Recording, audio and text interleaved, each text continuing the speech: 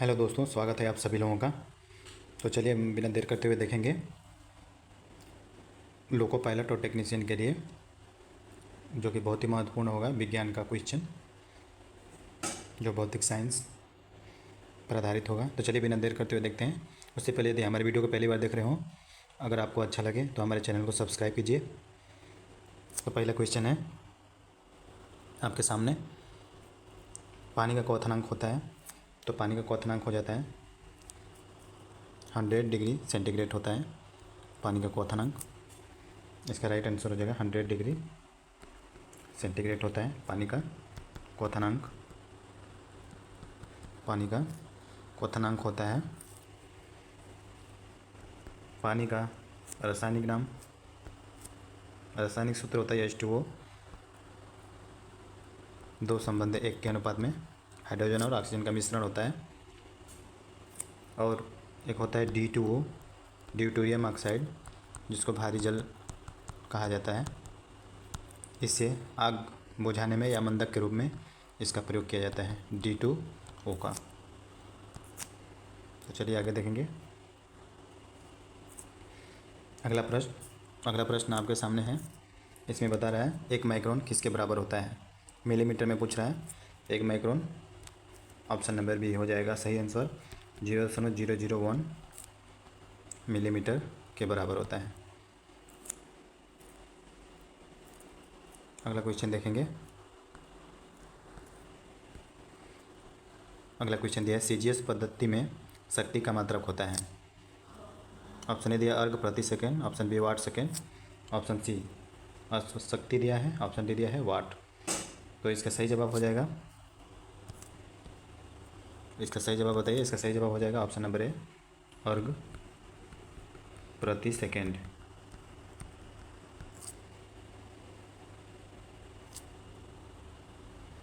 आगे देखेंगे। अश्वशक्ति जो दिया है, एक अश्वशक्ति बराबर क्या होता है। इस अश्वशक्ति बराबर क्या होता है, 346 वाट के बराबर होता है, याद रखिएगा।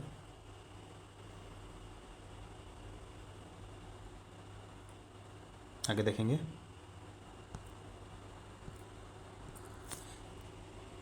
ये 346 वाट नहीं होता, ये बल्कि होता है 746 वाट के बराबर, 746 वाट। और ये किस में है, ये आपका हो जाता है ब्रिटिश मात्रक में हो जाता है 746 वाट। लेकिन अगर यही हम मीट्रिक में करेंगे, मीट्रिक में देखेंगे तो एक अश्वशक्ति बराबर क्या होता है, एक अश्वशक्ति बराबर क्या होता है, कितने के बराबर होता है। तो ये होता है 735.5 वाट मीट्रिक। तो इसका दोनों याद रखना पड़ता है, इसका दोनों याद रखे, परीक्षा में आ सकता है। स्क्रीनशॉट ले लो। तो चलिए आगे बढ़ते हैं।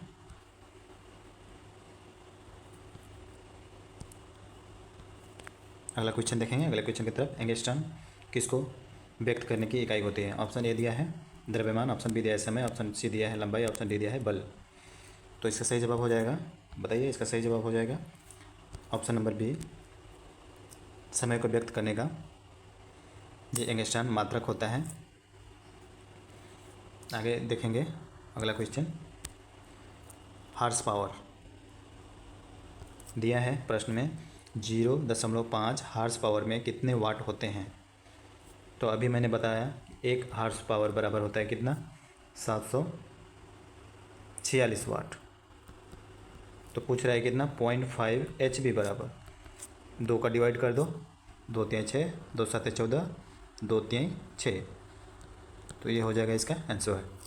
373 दिया है तो ऑप्शन नंबर बी सही हो जाएगा। अगला प्रश्न दिया है, एक रिग में कागज़ होते हैं। तो एक रिग में कागज़ जो होते हैं वो ऑप्शन नंबर ए जो दिया है 480 कागज़, ऑप्शन नंबर बी दिया है 48 कागज़, ऑप्शन सी दिया है 24 कागज़, ऑप्शन डी दिया है 4800 कागज़।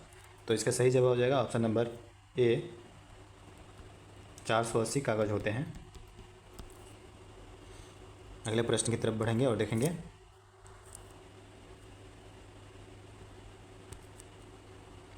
108 डिग्री, क्वेश्चन में पूछा है 108 डिग्री सेंटीग्रेड को किस में बदलना है, फ़ारेनहाइट में बदलना है।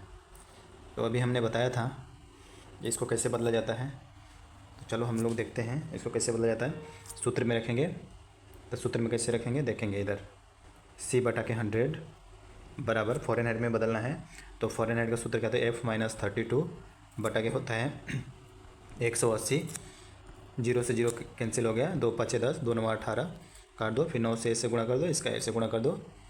C बराबर कितना दिया है 108, तो 108 रख देंगे यहाँ पे, तो 108 रखेंगे तो 9 8 72 हो जाएगा, 9 एकम 9, 5F माइनस 5 दूना के 10 को 0, 5 3 15 1 16, 160 हो जाएगा।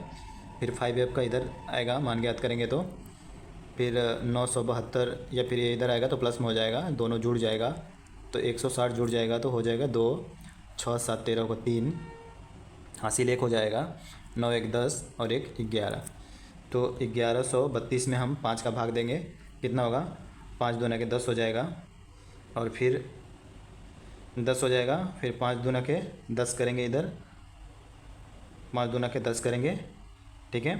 तो फिर 3 उधर चला जाएगा तो 5 6 के 30 हो जाएगा, फिर 5 चौके 5 6 के 30 हो जाएगा, 5 6 के 30 कटाओ, हाँ तो इसको कटाएंगे तो फिर लगभग 5 चौके 20 आ जाएगा, यानी कि लगभग इसका जो आंसर हो जाएगा option number B 226.4 near about ये है, तो ये इसका सही जवाब हो जाएगा। स्क्रीनशॉट ले लो।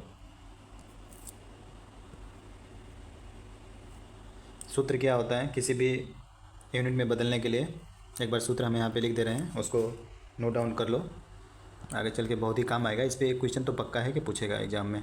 तो इसका सूत्र हो जाता है C/100 इक्वल टू F-32 बटा के 180 इक्वल टू र्यूमर 80 बराबर K-273 डिवाइडेड बाई 100। ये सूत्र होता है, इसको याद कर लो, ये चेंज करने के लिए आता है एग्जाम में। तो अगला प्रश्न देखेंगे। अगला प्रश्न क्या कह रहा है, लंबाई की निम्न इकाई ब्रिटिश प्रणाली में कौन सा है होता है। तो इसका सही जवाब हो जाएगा ऑप्शन नंबर ए सूत्र होता है।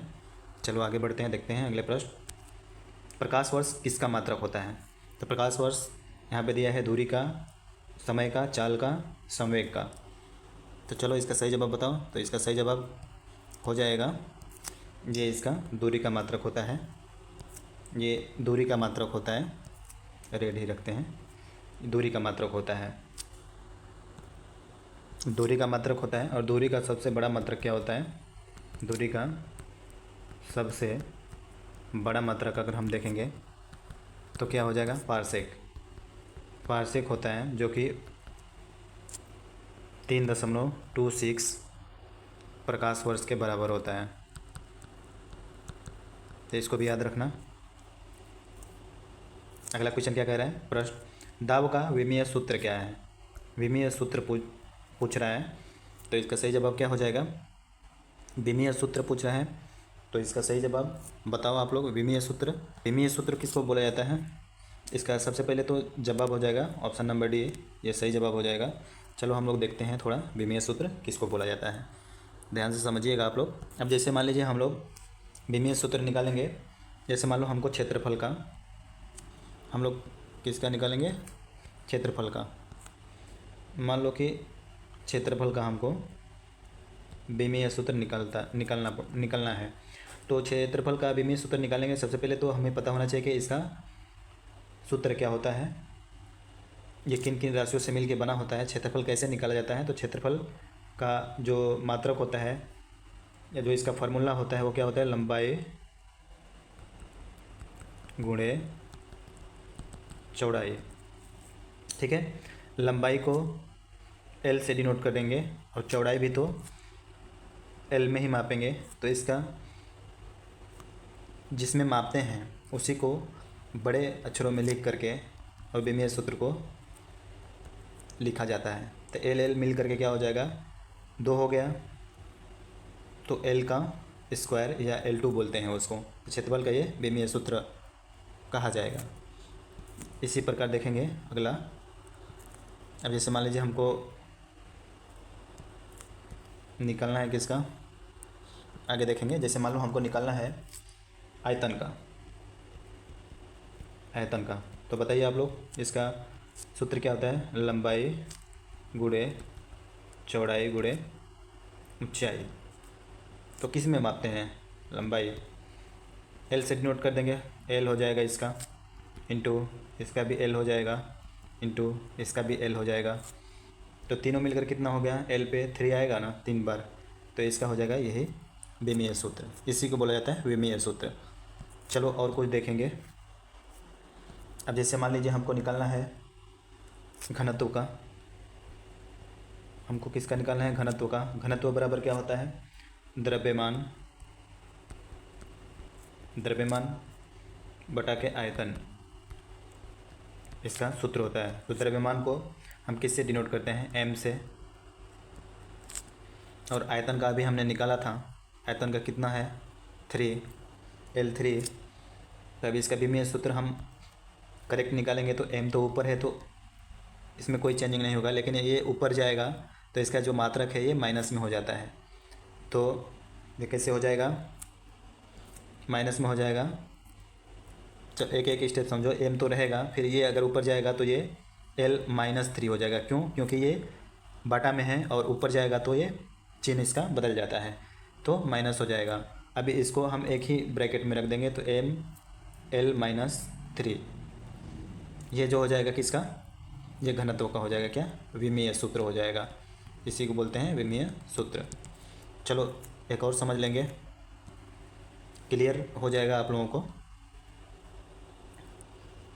अब जैसे हमको निकालना है वेग का, वेग, वेलोसिटी इसको बोलते हैं, वेलोसिटी। इसका हमको क्या निकालना है? विमीय सूत्र। तो वेग बराबर क्या होता है? विस्थापन, विस्थापन बटा के समय। ठीक है। तो विस्थापन कितना हुआ है, यानी दूरी ही मापेंगे ना, लंबाई, उसको एल में डिनोट करेंगे। फिर समय का, समय को किस में डिनोट करेंगे? टी में। ठीक है। तो टी अगर ऊपर जाएगा तो क्या हो जाएगा? माइनस में होगा, अभी बताया मैंने। तो एक ब्रैकेट में रख देंगे तो क्या हो जाएगा? L-T-1। ठीक है। ये हो जाएगा इसका विमीय सूत्र। ये वेग का भी होगा और चाल का भी होगा, ये दोनों का जो है समान होता है। तो इसका L-T-1 विमीय सूत्र हो जाएगा। चलो एक और देख लेते हैं, एक और देखेंगे। अब जैसे हमको निकालना है बल, बल का निकालना है, इसको फोर्स बोलते हैं अंग्रेजी में। तो बल बराबर क्या होता है? द्रव्यमान गुणे त्वरण। ठीक है। द्रव्यमान गुणे त्वरण। ठीक है। हाँ तो ठीक है। इससे पहले हम अगर त्वरण का बता देंगे तो थोड़ा समझ में आ जाएगा। त्वरण का हम आप लोगों को बता देते हैं कि त्वरण का क्या होता है। तो त्वरण का हम पहले बता देते हैं। त्वरण बराबर क्या होता है? त्वरण बराबर होता है वेग परिवर्तन, सूत्र होता है इसका, वेग परिवर्तन बटा के समय। तो वेग परिवर्तन किस में होगा? वेग परिवर्तन यानी कि वेग उसका क्या हो, अभी निकाले थे हम लोग L-T-1, वेग या चाल, वही परिवर्तन जो भी हो रहा है। और फिर समय, समय का तो टी हो जाएगा, आप लोगों को पता है। तो त्वरण का क्या हो जाएगा यहाँ पे? एल, अब ये देखो ये टी ऊपर जाएगा, पहले से एक माइनस है तो माइनस माइनस मिल करके प्लस हो जाएगा, तो टी के पावर कितना हो जाएगा? -2 हो जाएगा। तो इसका विमीय सूत्र क्या हो जाएगा? L-T-2। ठीक है। इसको स्क्रीनशॉट ले लो जल्दी से। तो ठीक है, अभी हम देखेंगे बल का। तो बल का अभी सूत्र क्या होता है? द्रव्यमान गुणे त्वरण। ठीक है। तो द्रव्यमान को हमने बताया था किस में डिनोट करते हैं? m। ठीक है। अभी त्वरण का निकाला था हम लोगों ने, तो त्वरण का क्या था? L-T-2। ठीक है। अब इसको एक ब्रैकेट में ला दो, तो एक ब्रैकेट में लाओगे तो क्या हो जाएगा? ml, क्या हो जाएगा? ml-T-2, ml-T-2, ये हो जाएगा किसका? विमीय सूत्र बल का। तो ऐसे ही बहुत सारा होता है, तो हम आपको PDF प्रोवाइड करवा देंगे, उसमें सारा चीज़ रहेगा, एक बार देख लेना उसको। तो चलो आगे देखते हैं।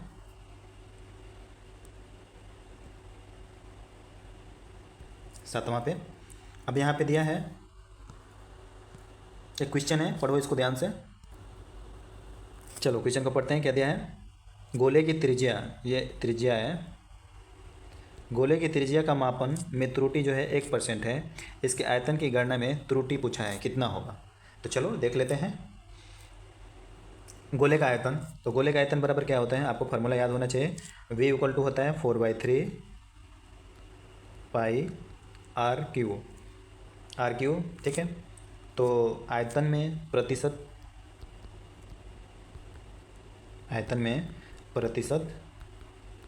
त्रुटि पूछा है, ठीक है, कोई बात नहीं। तो इसका सूत्र होता है आयतन में प्रतिशत त्रुटि बराबर क्या होता है? लिख लो, 3 गुणे त्रिज्या में प्रतिशत त्रुटि, ठीक है। तो त्रिज्या में प्रतिशत त्रुटि कितना है? 1% का। तो 3 गुणे 1 लिखेंगे तो कितना हो जाएगा? 3%। त्रुटि कितने का हो रहा है? 3% का हो रहा है।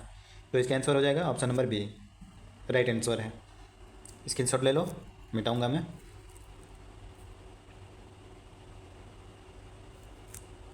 चलो ठीक है, आगे बढ़ते हैं, देखते हैं अगला क्वेश्चन। चलो आगे देखेंगे। तो अगला प्रश्न क्या बोल रहा है, देखो आप लोग ध्यान से, क्या बोल रहे हैं अगला प्रश्न। तो अगला प्रश्न बोल रहा है कि 4270 का कोटि मान, ये बहुत ही इंपॉर्टेंट क्वेश्चन है और एग्ज़ाम में पूछता है ये, हमेशा एग्ज़ाम में हमेशा पूछता है। तो चलो इसको सॉल्व करने के लिए क्या करेंगे, सबसे पहले कैसे लगाया जाता है वो समझेंगे हम, ठीक है। तो इसको लगाने के लिए पहले तो हम लिखेंगे 4270। अब इसको कोटि मान ज्ञात करने के लिए क्या है ना कि इसको हम दशमलव में चेंज करेंगे, ठीक है। दशमलव में चेंज करेंगे, वो भी इसका जो मान रहता है ना एक्चुअली, तो वो जो है इसका जो मान है ना, यदि 3.16 से बड़ा होगा ना तो इसके घात में +1 जुड़ता है, यही इसमें याद रखना है। तो ठीक है, इसको अगर हम दशमलव में बदलेंगे इस पैटर्न पे हम अगर दशमलव में बदलेंगे तो क्या हो जाएगा? 4.270 इंटू 10⁻³ कितना हो जाएगा? 3 हो जाएगा। बराबर लिख सकते हैं ना, इसके बराबर लिख सकते हैं ना, इसके बराबर ये लिख सकते हैं ना, दोनों एक ही है, अगर गुणा करोगे तो फिर उतना आ जाएगा। हमको इस पैटर्न पे ला करके ही इसका कोटि मान ज्ञात करना है। तो कोटि मान का मतलब क्या होता है? उसका जो घात है ना उसी को हम ज्ञात करते हैं। तो ये देखो 3.16 से ये बड़ा है, ठीक है।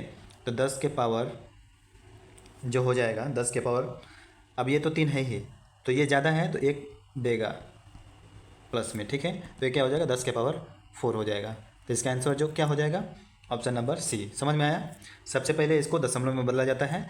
अगर इसका दशमलव में बदलेंगे, इसका जो मान है ना इससे अगर ज़्यादा हुआ तो +1 उसके घात में जुड़ता है, तो जुड़ गया, हमने वही किया था, जुड़ गया, तो इसका आंसर ऑप्शन नंबर सी हो गया। आया समझ में? चलो आगे देखेंगे, आगे दिया है, पढ़ो क्वेश्चन को। चलो सॉल्व करते हैं इसको। 0.01 मिलीमीटर कितने माइक्रोन के बराबर होता है? ओके चलो ठीक है, ये दिया है माइक्रोन में ही इसका मान ज्ञात करना है। तो 0.01 mm, ठीक है, 1 माइक्रोमीटर इक्वल टू 0.01 इंटू 10⁻⁻3, ठीक है, 10 के पावर -6 मीटर, ये माइक्रोन में हम ज्ञात कर रहे हैं इसका मान, ठीक है। अब समझ में आ रहा है ना? 1 मिलीमीटर बराबर क्या होता है? 1000 होता है, 1 मीटर बराबर 1000 मिलीमीटर होता है, तो हम मीटर में ही रख करके इसके बराबर ऐसे लिख सकते हैं हम, ठीक है। तो चलो आगे देखेंगे। अब इसको कटा दो, 0.01 इंटू 10⁻⁻3, अगर ये ऊपर जाएगा तो किस में हो जाएगा चेंज? 10 के पावर 6, ये प्लस में हो जाएगा, माइनस में तो ऊपर जाएगा तो प्लस में हो जाएगा, ठीक है। तो चलो अब इसको कटा दोगे तो कितना हो जाएगा? 0.01 इंटू माइनस और प्लस मिलकर क्या होगा? हमेशा माइनस होता है। 10 के पावर घट जाएगा तो 6 में से 3 घटेगा तो 3 हो जाएगा, ठीक है। अब 1 2, ठीक है, यहाँ पे दशमलव के बाद क्या है? दशमलव के बाद दो ही अंक है, ठीक है, और ये 10 के पावर 3 घात है, ठीक है। तो इसको मल्टीप्लाई करेंगे तो क्या हो जाएगा? इसका मान 10 माइक्रोन के बराबर हो जाएगा, ठीक है। तो इसमें दिया है ऑप्शन नंबर बी, तो ये इसका सही जवाब हो जाएगा। चलो आगे देखते हैं। ये दिया है प्रश्न संख्या दिया है इतना, इसका कोटि मान ज्ञात करना है, ठीक है। तो इसका कोटि मान अभी बताया था मैं, इसका कोटि मान क्या होगा बताओ, जल्दी से बताओ। पहले स्क्रीनशॉट ले लो, इसको डिलीट करेंगे।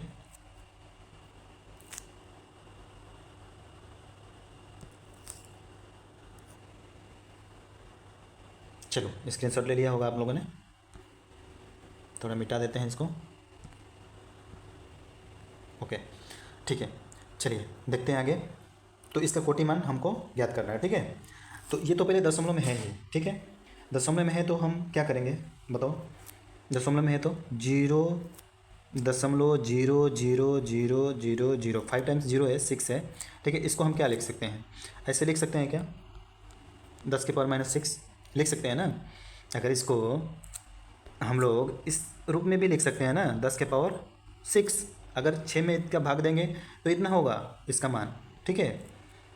तो ये ऊपर जाएगा तो अभी बताया था मैं माइनस में हो जाएगा, क्योंकि 3.16 से ये क्या है, बड़ा है, ठीक है।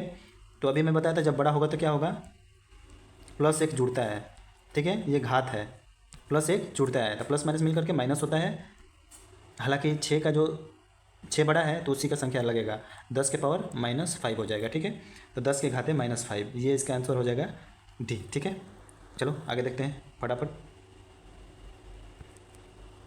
चलो आगे क्या कह रहा है भैया, ये दिया है कि लीटर किस पद्धति का मात्रक है। ओके, वो पूछ रहा है कि लीटर जो है किस पद्धति का मात्रक है। पद्धति में बताया था ना। अगर ये क्वेश्चन आपको डाउट लग रहा है तो हमारा पुराना वाला वीडियो जाकर देख सकते हैं, वहाँ पे मैं सब पद्धतियों को बताया है, जिसमें 4 पद्धति हैं, चारों पद्धतियों को मैंने बता दिया है। तो इसका सही जवाब क्या हो जाएगा, ऑप्शन नंबर सी हो जाएगा, ठीक है। इसमें सार्थक अंक बताना है, ठीक है। तो सार्थक अंक बताओ, इसमें सार्थक अंक कितना हो जाएगा, तो इसमें सार्थक अंक हो जाएगा आपका 4, ऑप्शन नंबर डी। चलो देखते हैं सार्थक अंक कैसे बनाया जाता है, कैसे निकाला जाता है। तो कुछ इसके नियम है, वो नियम हम लोग देखेंगे, सार्थक अंक निकालने के नियम, ठीक है, कैसे निकाला जाता है। चलो पहला क्या दिया है, मापी गई भौतिक राशि को निरूपित करने वाली संख्या में सभी अशून्य अंक सार्थक होते हैं, ठीक है। ये तो पहला हो गया। अशून्य अंकों के बीच शून्याङ्क सार्थक होते हैं, ठीक है। जैसे अशून्य अंक के बीच, अशून्य अंक के बीच शून्याङ्क सार्थक होते हैं, ठीक है। अशून्य अंक के बीच, अब 102.305, ठीक है, ये दिया है। क्या बोले, अशून्य अंकों के बीच जो अशून्य अंक है, ठीक है, अशून्य अंक है ये 1 और 2, 3 और 5, ठीक है। इसके जो बीच है ना, ये जो 0, ये भी सार्थक अंक के अंतर्गत ही आता है। तो 1 2 3 4 5 6, इसलिए इसमें कितना है सार्थक अंक, 6 हो जाएगा, ठीक है। यदि मापी गई किसी संख्या में कोई दशमलव नहीं हो तो उस अंतिम अशून्य अंक के साथ आने वाले सभी शून्य सार्थक नहीं होते हैं। पढ़ो इसको, क्या दिया है, यदि मापी गई किसी संख्या में कोई दशमलव नहीं हो, ठीक है। अब जैसे मान लो कोई भी वजन, जैसे मान लो मापा गया है, उसका कितना है 56,000 kg, ठीक है। और यहाँ पे क्या है, दशमलव नहीं दिया गया है, ठीक है। तो इसमें कितना सार्थक होगा पता है, इसमें 2 ही सार्थक होगा, 56, 5 और 6, इसमें 2 सार्थक होगा। ठीक उसी प्रकार ये दिया है 48600 kg दिया है, ठीक है। तो इसमें सार्थक अंक कितना हो जाएगा 486, ठीक है। इसमें 3 ही सार्थक होगा, ठीक है। उम्मीद है आप लोगों को समझ में आ रहा होगा। और आगे देखेंगे कुछ नियम है इसके, सार्थक अंक निकालने के नियम। यदि किसी संख्या में दशमलव का स्थान अस्पष्ट हो लेकिन दशमलव के बाद केवल शून्य हो तो दशमलव एवं अंतिम अशून्य अंक के बीच सभी शून्य भी सार्थक अंक होते हैं। ओके, ठीक है। अब जैसे मान लो इसमें क्या दिया है 48600.0, ठीक है। ये तो नहीं होगा, लेकिन इससे पहले जितने जीरो है ना इसमें जुड़ा हुआ, वो सभी सार्थक होंगे। जैसे मान लो कि अभी मैं दे रहा हूँ आपको 2580000.0, ठीक है।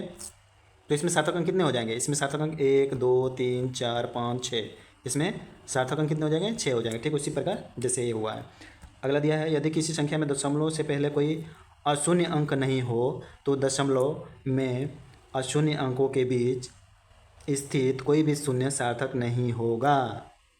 यदि किसी संख्या में दशमलव से पहले कोई अशून्य अंक नहीं हो, अब देखो ये दशमलव से पहले कोई अशून्य अंक नहीं, अशून्य अंक का मतलब जिसका मान शून्य ना हो, माने शून्य से ज़्यादा 1 2 3 4 जो भी है, तो उसके पहले कोई अशून्य अंक नहीं है तो यहाँ पे क्या हो जाएगा, सिर्फ उसके बाद 0 0 जितने आते हैं ना ये काउंट नहीं होते हैं सार्थक में, ठीक है। अब यहाँ पे 1 रह जाता तो हो जाता काउंट, लेकिन वो नहीं है तो नहीं होगा। तो इसमें कितना सार्थक होने हैं 4 और 5, केवल इसमें 2 ही सार्थक अंक होगा, ठीक है। अगला और लास्ट नियम देखेंगे। अब देखो, अब जैसे मान लो इसमें रेखांकित ऐसे दिया है ना, रेखांकित जैसे 0.00450 दिया है और नीचे ऐसे अंडरलाइन कर दिया है, तो इसमें सार्थक अंक कितना माना जाएगा? इसमें 4 माना जाएगा। ठीक है, ठीक उसी प्रकार अगर इधर भी ऐसे रेखांकित कर दिया होता ना, इधर भी ऐसे रेखांकित कर दिया होता तो इसमें कितना माना जाता? इसमें 2 ही माना जाता, क्योंकि इधर नहीं है तो इस पर रूल फॉलो नहीं होगा। ठीक है, अंक के बाद आएगा और उसके नीचे जो अंडरलाइन करेगा वही होगा। अब जैसे मान लो कि 0.00320 है, अंडरलाइन कर दिया, तो इसमें 4 सार्थक अंक होंगे। ठीक है, लेकिन इसके अनुसार अगर हम देखेंगे 0.0045, ठीक है, इसको अंडरलाइन करेगा तो इसमें क्या होगा? 2 ही होगा। ये रूल फॉलो नहीं कर रहा है। ठीक है, तो ये हुआ सार्थक अंक। तो चलिए आप लोगों को मैं एक दो क्वेश्चन दे रहा हूँ, उसको कमेंट करके बताइएगा, आप लोग सॉल्व करके बताइएगा। ठीक है, तो क्वेश्चन हम दे रहे हैं 0.00456 में सार्थक अंक बताना है आपको, सार्थक अंक बताना है आपको। ठीक है, और दूसरा है 104 डिग्री फ़ारेनहाइट का मान जो है डिग्री सेंटीग्रेड में आपको बताना है। ठीक है, तीसरा क्वेश्चन ले लीजिए। तीसरा क्वेश्चन 10 गज में मीटर बताना है कितना होगा। और चौथा आपको बताना है प्रतिबल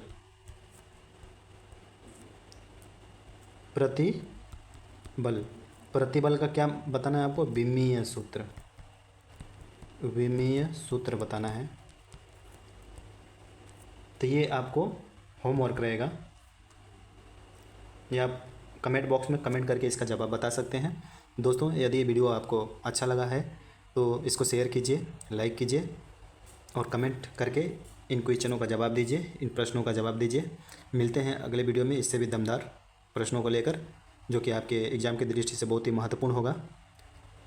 तो ऐसे ही हमारे चैनल के साथ बने रहिए और आपका आशीर्वाद प्यार दीजिए ताकि हमारा भी चैनल ग्रोथ हो। अगर हमारे वीडियो को पहली बार देख रहे हो तो हमारे चैनल को सब्सक्राइब कीजिए। मिलते हैं अगले वीडियो में, तब तक के लिए नमस्कार, जय हिंद।